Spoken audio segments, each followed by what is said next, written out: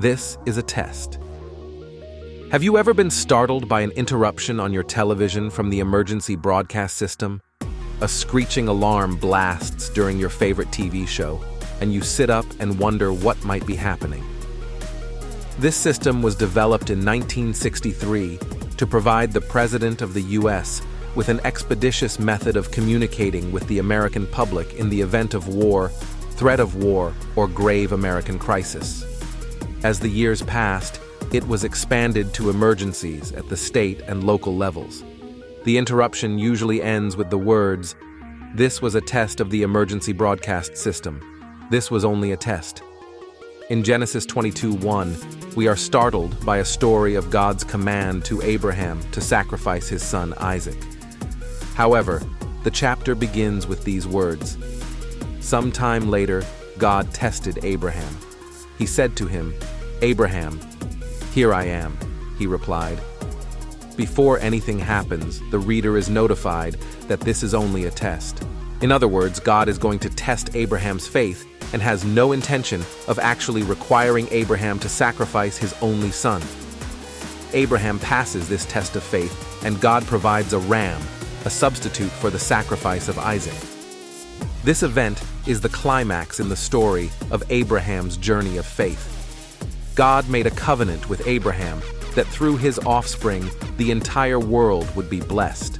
Again and again, God tested Abraham's faith concerning this covenant. Often, Abraham and Sarah had to deal with their doubts that this covenant would be fulfilled because of their age. After Isaac was born, Abraham's faith had grown. He passed the test, knowing that somehow God would provide and fulfill the covenant.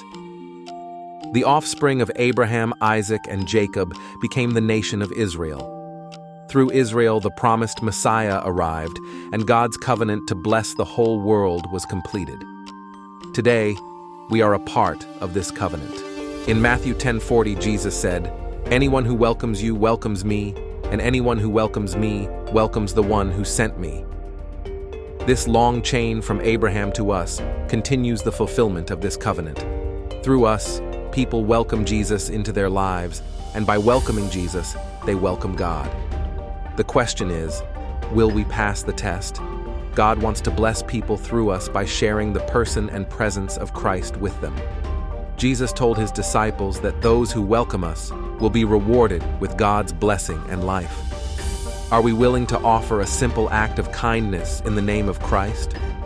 Are we there to comfort those who have suffered loss? Do we offer invitations to worship to those who are seeking spiritually? Whenever we reach out to people in the name of Christ, we risk rejection, but we also may be surprised. The harvest is plentiful, and many are open to receive a blessing from God through us.